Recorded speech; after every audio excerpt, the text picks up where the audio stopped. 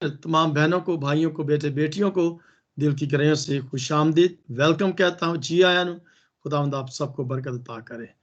जी अब वक्त है कि हम खुदावंद के जिंदा पाक कलाम को सुनेंगे। जी welcome pastor ji, God bless you.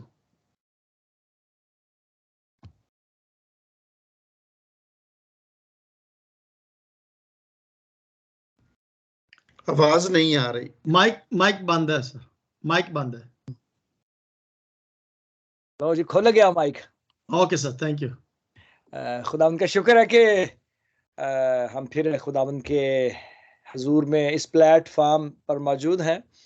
और जब से थोड़ा वक्त की तब्दीली हुई है तो 10 मुझे काम पे ही बच जाते हैं। और फिर पादरी साहब से मैंने गुजारिश की कि थोड़ा सा आप अपना काम कर लें, तो मैं इबादत के आखिरी हिस्सा में खुदावंद का कलाम आपके साथ शेयर करूंगा। और आज यहाँ सर्दी भी थोड़ी बढ़ गई है। बर्फबारी की पेश गोई तो थी, लेकिन हुई नहीं, लेकिन वैसे ठंड हो गई है। सो हम इस बात के लिए खुदा के शुक्रगुजार हैं कि हम जहाँ जहाँ भी हैं उसकी पनाह में हैं। खुदा उनका शुक्र हो।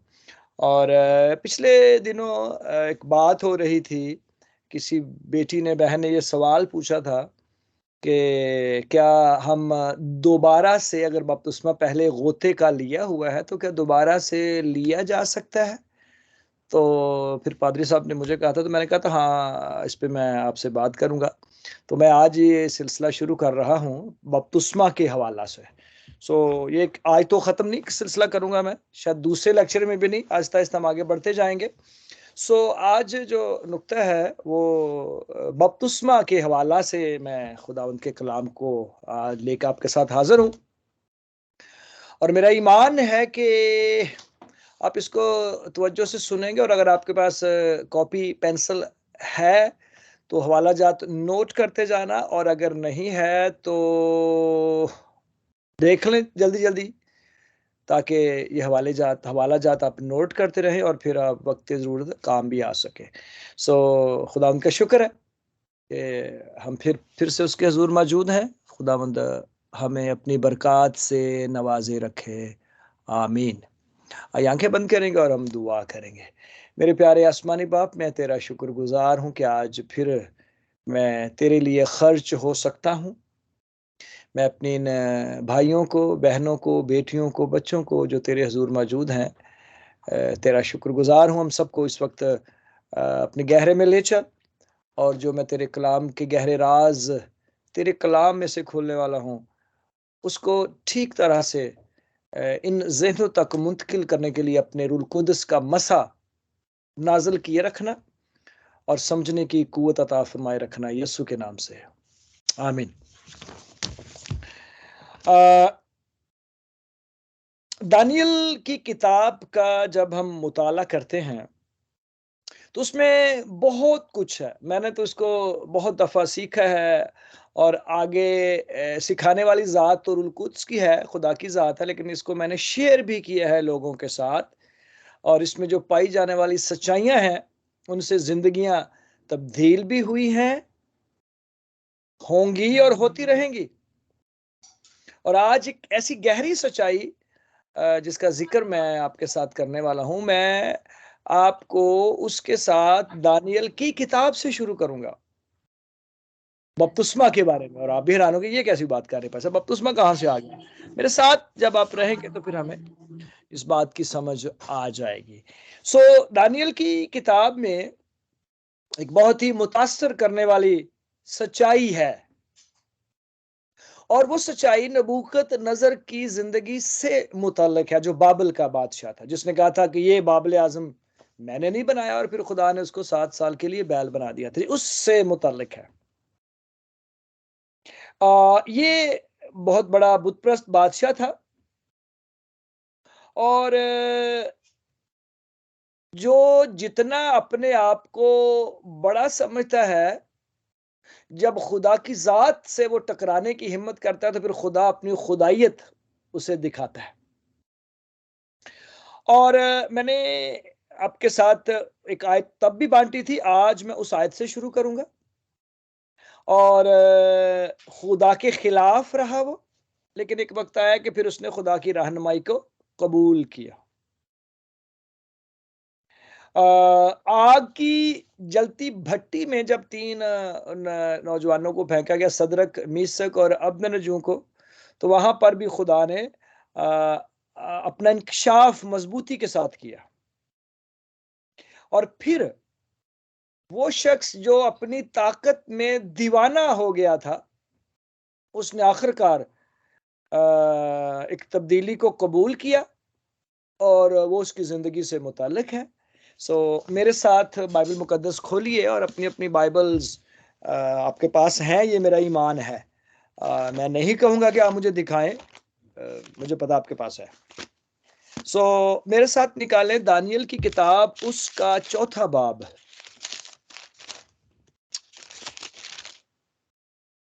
और उसकी 34वीं आयत में पढ़ूंगा। दानियल की किताब का 4था बाब, the book of Daniel chapter 4 verse 34। This is for sister प्रेमावानी।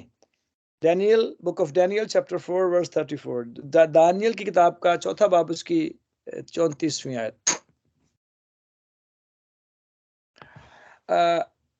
इससे पहले का मैं ये पढ़ूं, मैं थोड़ा पीछे जाऊंगा, सॉरी। 2 बाब की 46वीं आयत में, चैप्टर 2 वर्स 46। यहां पर एक चीज जो है, यहां से मैं शुरू करूंगा। तब नबूकदनेस्सर बादशाह ने मुंह के बल गिर कर दानियल को सिजदा किया और हुक्म दिया कि उसे हदिया दें और उसके सामने बखूर जलाएं। बादशाह ने दानियल से कहा, फी अल हकीकत तेरा खुदा माबूदों का माबूद और बादशाहों का बादशाह और भेदों का खोलने वाला है, क्योंकि तू इस राज को खोल सका। और ये राज है दूसरे बाप का ख्वाब जो नबूकदनेस्सर ने देखा, भूल गया, और फिर दानियल ने खुदा की मदद से उस ख्वाब के राज को खोला और फिर उसने उसके खुदा के बारे में कहा कि तेरा खुदा। अब यहाँ जो बात मुझे अब तक पहुंचानी है कि नबूकदनेस्सर दानियल के खुदा को कह रहा है कि तेरा खुदा माबूदों का माबूद और बादशाहों का बादशाह और खुदावंद और भेदों का खोलने वाला है। तो तेरा खुदा है, तेरी उसने मदद की, उस तेरे खुदा से मेरा कोई ताल्लुक नहीं है। तो वो दानियल के खुदा को अपना खुदा उसने नहीं माना। फिर जब हम आगे बढ़ते हैं तो फिर हमें पता चलता है कि वो बैल बना दिया जाता है 7 साल तक, और उसके बाद जब वो 7 साल के बाद उसकी अकल फिर खुदा उसे लौटाता है, तो 34वीं आयत, चैप्टर 4 वर्स 34। और इन अयाम के गुजरने के बाद, किन अयाम के? 7 साल गुजरने के बाद, जब बैल बना रहा, वो बैलों जैसी हरकतें करता रहा, लेकिन थराफी बीमारी उसको लाहक हो गई। और इन अयाम के गुजरने के बाद मैं नबूकदनेस्सर ने आसमान की तरफ आंखें उठाई और मेरी अक्ल मुझ में फिर आई। पहले थी, 7 साल नहीं थी, फिर आई। और मैंने, मेरे साथ रहिएगा, और मैंने हक ताला का शुक्र किया और उस हय्युल कयूम की हम्दो सना की, जिसकी सल्तनत अबदी और जिसकी ममलकत पुश्त दर पुश्त है। आमीन। दूसरे बाप की जो मैंने आपके साथ बांटी आयत 47वीं 47, डैनियल चैप्टर 2 वर्स 47, वो कहता है कि तेरा खुदा, वो उससे मेरा कोई ताल्लुक नहीं है। अब यहां पर वो 34वीं आयत में, चौथे बाप की, वो कहता है कि उसने हक ताला का शुक्र किया, आसमान की तरफ आंखें उठाई, अखियां चुकना हा मैं वल पहाड़ा, और मेरी अक्ल मुझ में फिर आई। और वो कौन लाया? खुदाए कादिर। ठीक है, जब उसने आसमान की तरफ आंखें उठाई तो शुक्र किया और उस हय्युल कयूम की हम्दो सना की, जिसकी सल्तनत अब्दी और जिसकी ममलकत पुश्त दर पुश्त है। अब यहां पर को फर्क आपको नजर आया? फर्क यह है कि वो आसमान के खुदा की ताजीम और तकरीम करता है, पहले वो नहीं कर रहा था, दानियल से कह रहा था ये तेरा खुदा है, इससे मेरा कोई ताल्लुक नहीं है। अब उसे समझ आ गई कि कोई है जो तारीफ के लायक है, अपनी सब राहों में आदल है, और जो मगरूरी में चलते हैं उनको वो जलील कर सकता है। ये मैं पढ़ रहा हूं अब आपके सामने 37वीं आयत। अब मैं नबूकतनजर आसमान के बादशाह की सिताइश और तकरीम व ताजीम करता हूं, क्योंकि वो अपने सब कामों में रास्त और अपनी सब राहों में आदल है, और जो मगरूरी में चलते हैं उनको जलील कर सकता है। इससे पहले कि वो आसमान के खुदा को कबूल करता, नबूकतनजर ने सिर्फ उसी खुदा का शुक्रिया अदा किया और उसी की तारीफ की। पहले जो वो खुदा के मुकाबल सोच रहा था कि मैंने, नबूकतनजर ने बाबल के शहर को बनाया है, अब उसे खुदा की खुदायत का एहसास हुआ और उसने कहा कि जो गैर मगरूरी में चलते हैं तो उनको खुदा जलील कर सकता है। अब मैं समझ गया हूं कि तू ही कादिर मुतलक है, मैं तेरा शुक्र करता हूं, तेरी ताजीम करता हूं, तेरी तारीफ करता हूं, क्योंकि तू ही तारीफ और तमजीद और सिताइश के लायक है। अब नबूकतनजर यहां एक नया शख्स बन गया है। मेरे साथ रहिएगा, पहले वाला नहीं रहा, वो मगरूर, घुमंडी। अब वो बदल गया है, एक नया नबूकतनजर सामने आया है। अब अपनी जात तक महदूद रहने वाला नबूकतनजर खुदा को अपनी जिंदगी का मरकज बनाकर नया शख्स बन गया है। एक नई सोच के साथ सामने आ रहा है हमारे। पुराना नबूकतनजर नहीं रहा जो दानियल से कह रहा था कि ये तेरा खुदा है, अब वो कह रहा है वो मेरा खुदा भी है। तो दानियल की किताब वाज़े करती है कि नबूकतनजर जो खुदा में नहीं था, अब खुदा में आ गया है, तो वो नया बन गया, नया शख्स बन गया। मैं पुराना निकल गया, उससे सोच बदल गई उसकी। ठीक है, मेरे साथ रहिएगा।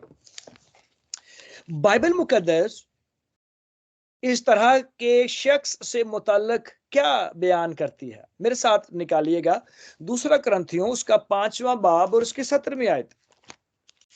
दूसरा करंथियों 5वां बाब उसकी 17वीं आयत। दूसरा करंथियों, 2 Corinthians chapter 5 verse 17. 2 Corinthians chapter 5 verse 17.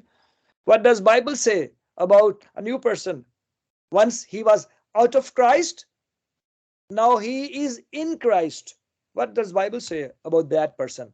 It is found, we can find in 2 Corinthians chapter 5 verse 17. 17वीं आयत मैं पढ़ रहा हूं।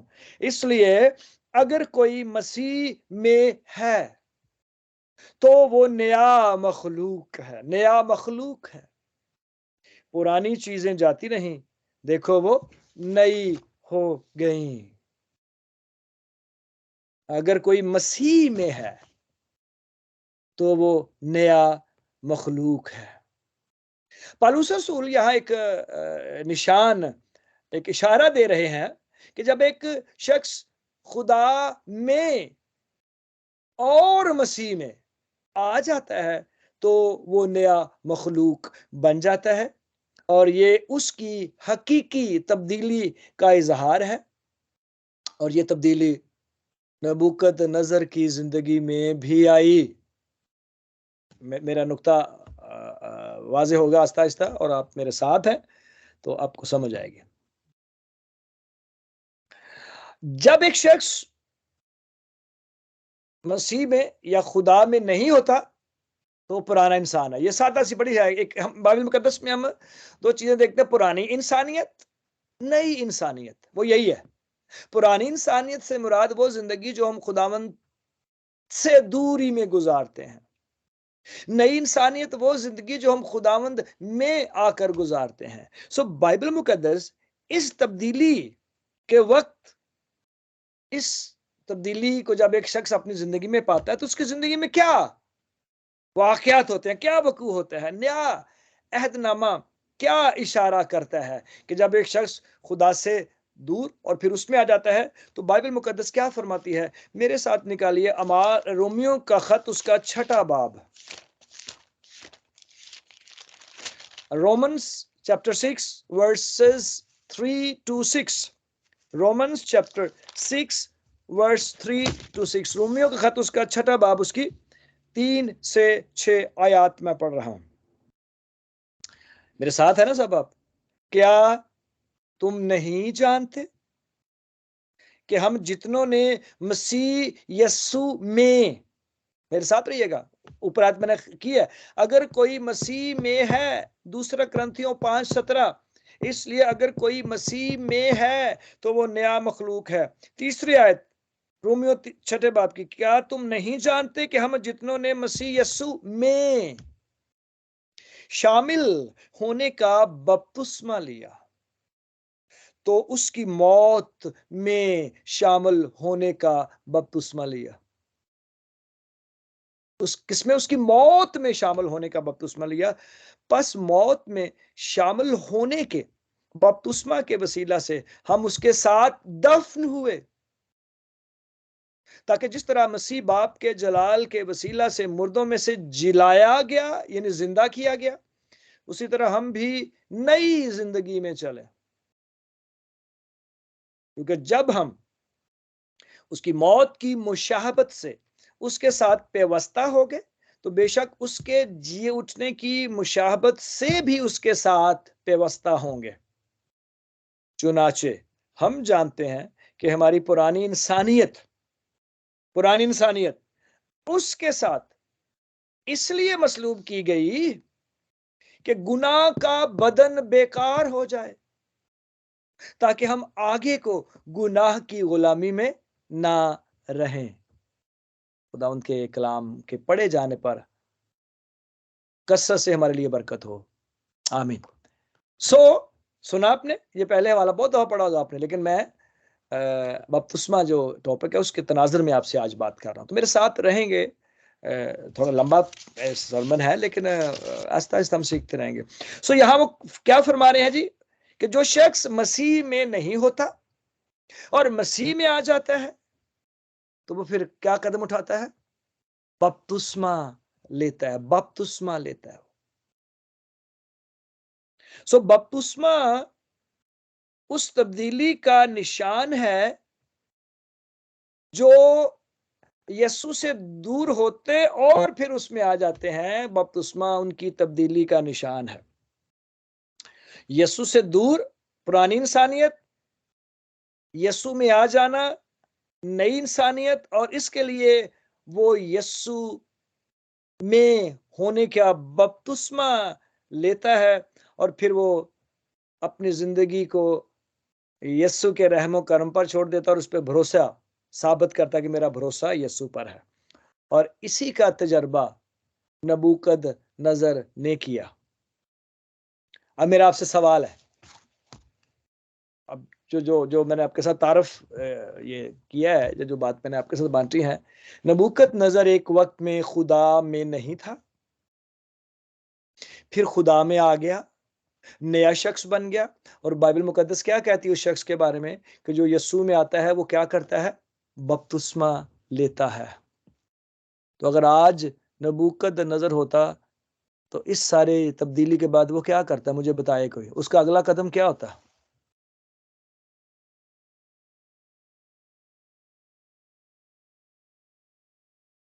कोई भी आवाज आ रही सबको मेरी? हाँ जी, लाजमी बात है, वो भी जरूर बपतिस्मा लेता है। हाँ जी, अनाया बपतिस्मा लेता है।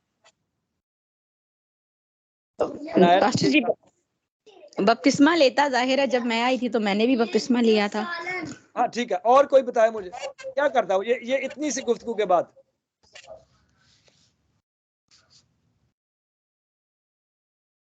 सब साथ नहीं है, कुछ दूर दूर चले गए हैं अपने अपने।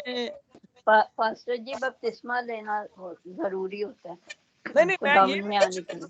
मेरा सवाल सुने गौर से, अगर आप कहीं दूर थे तो मेरा सवाल सुने कि अगर आज नबूकदनजर होता और वो ये तब्दीली उसमें आती तो उसका अगला कदम क्या होता?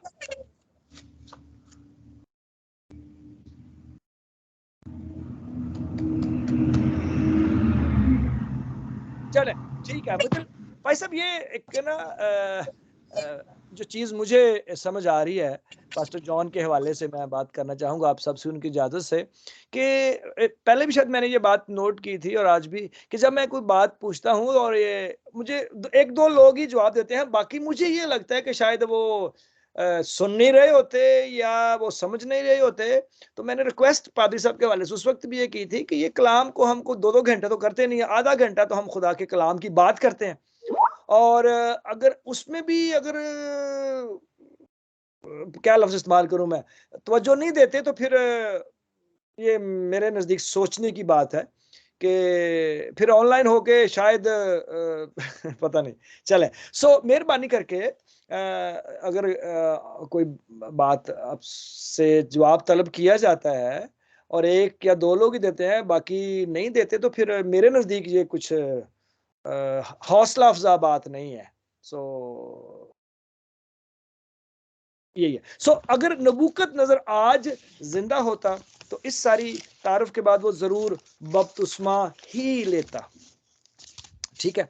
अच्छा, अब मेरे साथ रहिएगा कि बपतिस्मा का निशान या अलामत क्या है। इससे हम जो मैंने हवाला पढ़ा है आपके सामने, रोमियो का खत, उसका 6 बाब, उसकी 3 आयत से लेकर 6 आयत तक। अब क्या है, मैं फिर इसको पढ़ूंगा, मेरे साथ रहना आपने, इसको हम थोड़ा थोड़ा और मजे मजे से सीखेंगे।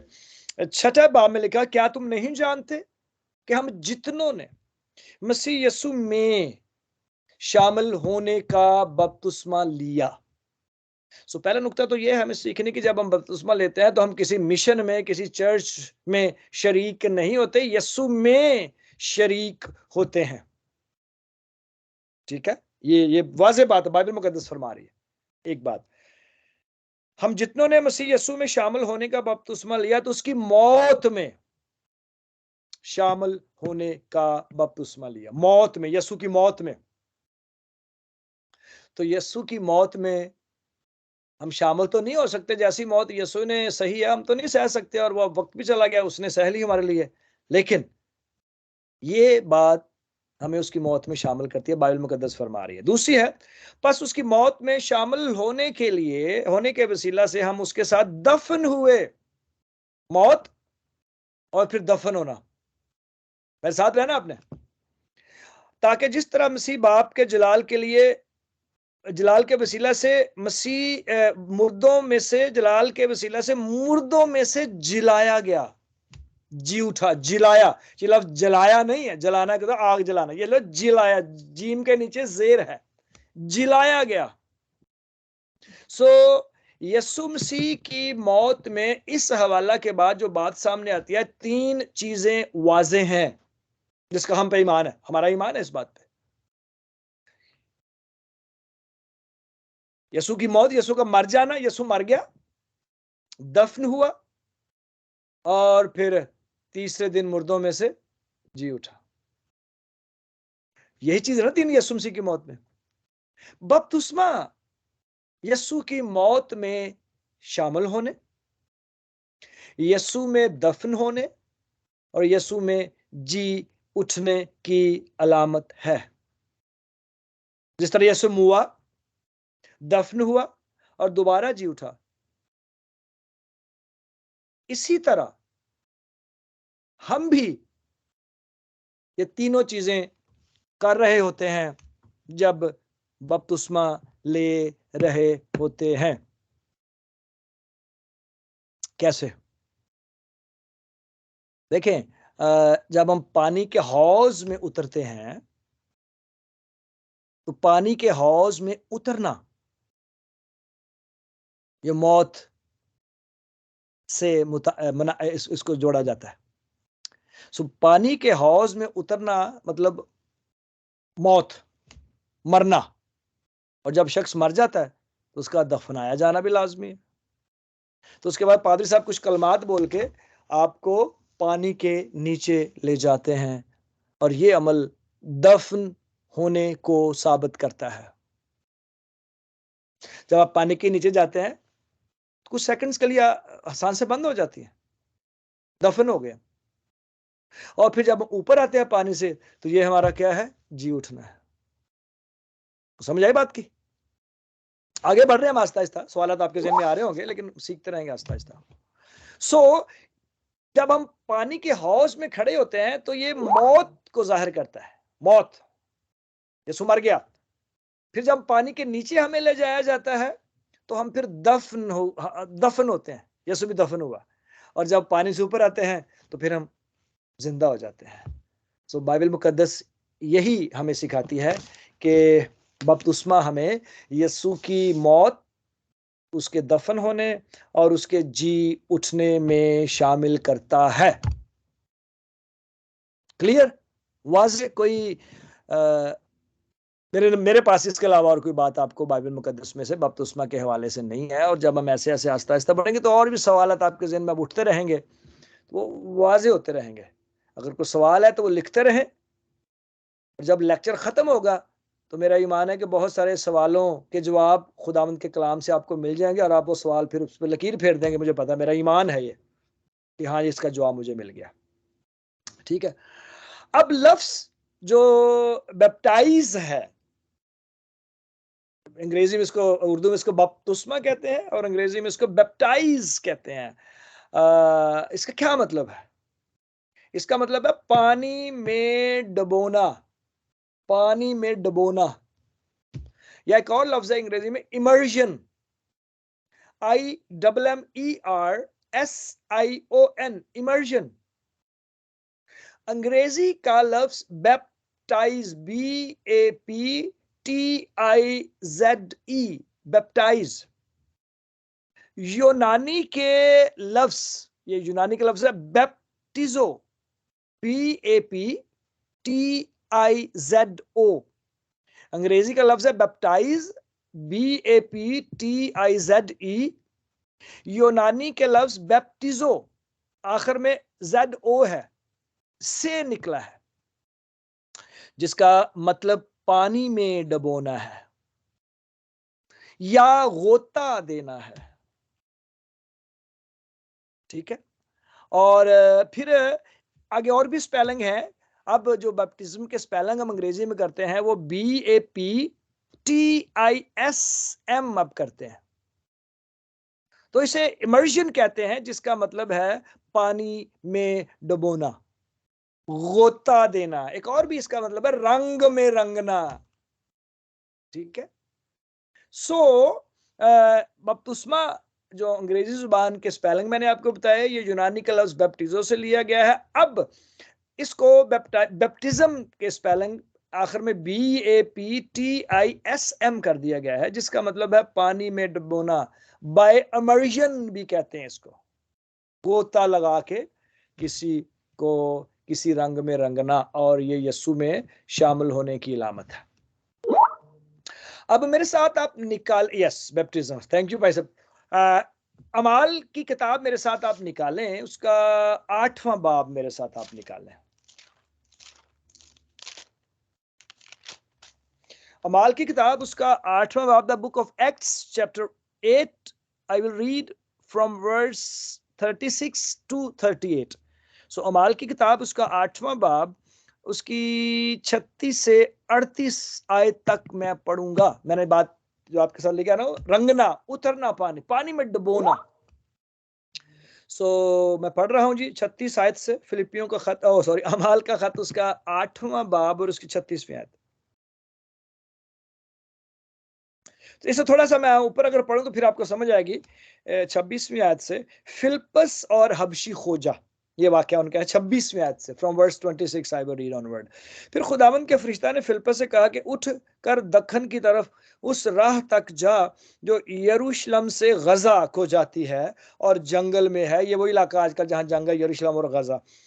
वो हबशियों की मलिका कंधाके का एक वजीर और उसके सारे खजाना का मुख्तार था और यरूशलेम में इबादत के लिए आया था। हबशी खोजा वो अपने रथ पर बैठा हुआ और यसाया नबी के सहीफा को पढ़ता हुआ वापस जा रहा था।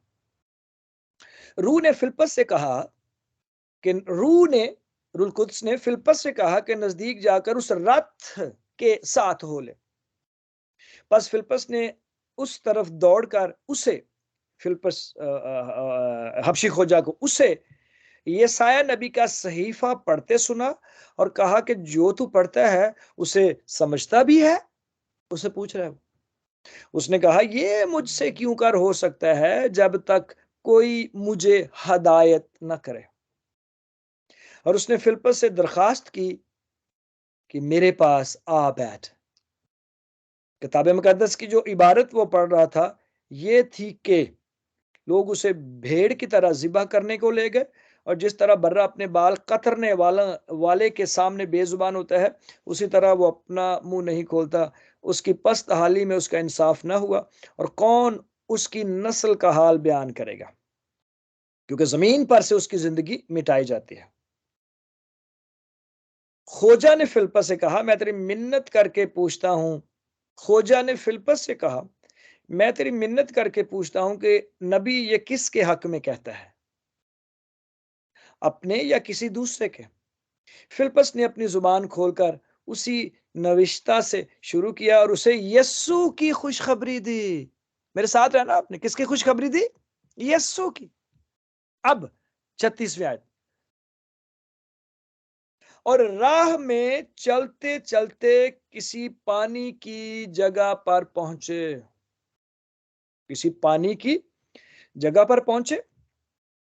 खोजा ने कहा, देख पानी मौजूद है, अब मुझे बपतिस्मा लेने से कौन सी चीज रोकती है? बस फिलिप्पस ने कहा, मेरे साथ रहना आपने। बस फिलिप्पस ने कहा, अगर तू दिलो जान से ईमान लाए तो बपतिस्मा ले सकता है।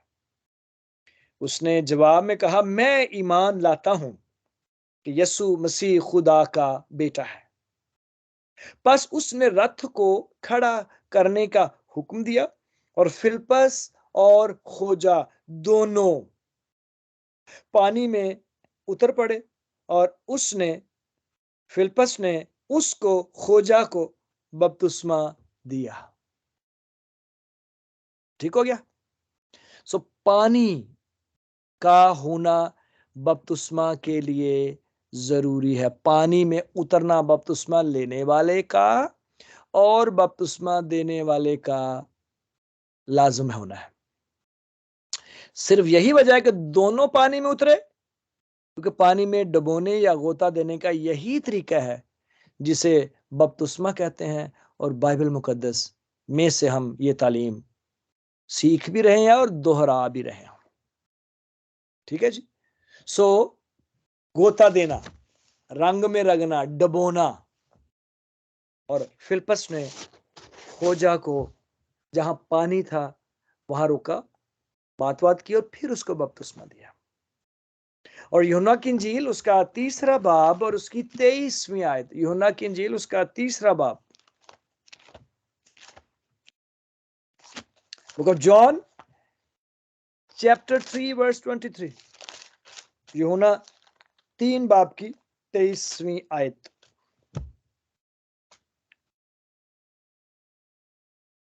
मैं भी इसको 22वें पढ़ लेते हैं। इन बातों के बाद यस्सु और उसके शागिर्द यहूदिया के मुल्क में आए, और वो वहां उनके साथ रहकर बपतिस्मा देने लगा। और यूहन्ना भी शालीम के नजदीक एनून में बपतिस्मा देता था, क्योंकि वहां पानी बहुत था और लोग आकर बपतिस्मा लेते थे। सो यूहन्ना इस्तबागी भी लोगों को एनून की जगह पर पानी में ले जाकर गोता देता है। यहां वाज़े तौर पर जिक्र है कि फिलिप्पस ने खोजा को पानी में, जहां पानी था उसको डबोया। यूहन्ना भी एनून में लोगों को पानी में ले जाकर बपतिस्मा देता था, क्योंकि वहां पानी बहुत था। बहुत पानी का होना जरूरी है, दोनों का पानी में उतरना लाजम है। अगर अगर उस वक्त छिड़क कर देने का बपतिस्मे का रवाज होता या बाइबल की तालीम होती, तो याकूब के कुआं पर यूहन्ना ये काम कर सकता था, लेकिन उसने नहीं किया, इसलिए कि उसने बाइबल की यह तालीम नहीं सीखी थी। लिहाजा वो गहरे पानी में ले गया। और फिर दोबारा हम आते हैं रोमियो का खत, उसका 6 बाब, उसकी 3 से 6 आयत में। मैं फिर पढ़ूंगा इसको, बेशक मैंने पढ़ा हुआ पहले भी, लेकिन फिर पढ़ूंगा मैं। रोमियो का खत, उसका 6 बाब, उसकी 3 से 6 आयत। क्या तुम नहीं जानते कि हम जितनों ने मसीह यीशु में शामिल होने का बपतिस्मा लिया तो उसकी मौत में शामिल होने का बपतिस्मा लिया। बस मौत में, यीशु की मौत में शामिल होने के बपतिस्मा के वसीला से हम उसके साथ दफन हुए, ताकि जिस तरह मसीह बाप के जलाल के वसीला से मुर्दों में से जिलाया गया, उसी तरह हम भी नई जिंदगी में चले। क्योंकि जब हम उसकी मौत की मुशाहबत से उसके साथ पेवस्ता हो गए, तो बेशक उसके जी उठने की मुशाहबत से भी उसके साथ पेवस्ता होंगे, अगर किसी ने यह कदम अब तक नहीं उठाया तो। चुनाचे हम जानते हैं कि हमारी पुरानी इंसानियत उसके साथ इसलिए मसलूब की गई कि गुनाह का बदन बेकार हो जाए, ताकि हम आगे को नई जिंदगी में गुनाह की गुलामी में ना रहें। आमीन। मैंने 2-3 दफा यह हवाला पढ़ा है, जरूरी है। सो इस हवाले के मुताबिक कौन सा बपतिस्मा है जो बाइबल मुकद्दस वाज़े करती है, और वह है बाय इमर्जन, पानी में डुबोना, जो पादरी साहब जब बपतिस्मा देते हैं। मैं सुन रहा था पिछले दिनों में, जब पादरी साहब कह रहे हमने जाना फिर दोबारा से उस जगह पे जहाँ आप प्लान कर रहे हैं वो जगह, तो भाई साहब ने कहा हम बपतिस्मा भी देखो। बहुत सारे टूर्स जब जाते हैं तो लोग जो है वो बपतिस्मा लेते हैं वहाँ, और मुझे नहीं पता, लेकिन मैं अज्यूम कर रहा हूँ, और ऐसा शब्द होते भी बाल दफ़ा लोग कहते जी हम चूंकि ऐसी मुकद्दस जगह पे आए हैं तो हमें बपतिस्मा फिर से लेना। मुझे सवाल ये था कि क्या दोबारा से बपतिस्मा हम ले सकते हैं? तो उसकी तरफ आहिस्ता आहिस्ता बढ़ रहे हैं, लेकिन सब्र के साथ। सो अगर बपतिस्मा मौत, मसीह की मौत, दफन और जी उठने की अलामत है, तो फिर पानी में डुबोना ही इसकी हकीकी वजाहत है। जब एक शख्स पानी में डुबोने से बपतिस्मा लेता है, वो आंखें बंद करता है, कुछ लम्हा के लिए सांस रोक लेता है, जो मौत का दुरुस्त निशान है। उसे पानी की कब्र में ले जाया जाता है, जो दफनाने की अलामत है। जब उसे ऊपर उठाया जाता है, वो आंखें खोलता है, दोबारा सांस लेता है, वो नई जिंदगी शुरू करता है। पानी छिड़कना, पानी डालना चुल्ली भर के, या कोई दूसरा तरीका डुबोने के अलावा बपतिस्मा के दुरुस्त मतलब की अक्कासी नहीं करता। अगर नबूकद नजर जिंदा था, वो गोता के जरिया ही बपतिस्मा लेता, क्योंकि ये तरीका बाइबल मुकद्दस का तरीका है। सो यहाँ पे मैं इसको क्लोज करता हूँ, और फिर नेक्स्ट हम जो है अगली जुमेरात को देखेंगे, और फिर आगे चलेंगे।